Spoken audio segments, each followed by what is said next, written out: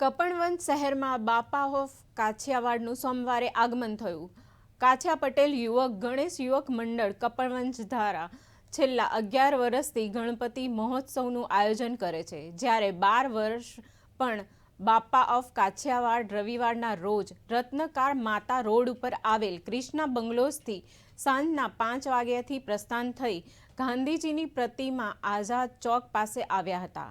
આજે સાંજે 7 વાગ્યા બાપા ઓફ કાછિયાવાડનું ભવ્ય સ્વાગત આઝાદ ચોક ખાતે કરવામાં આવ્યું હતું। સાથે ભવ્ય આતિશબાજીનો પણ કાર્યક્રમ રાખેલો હતો।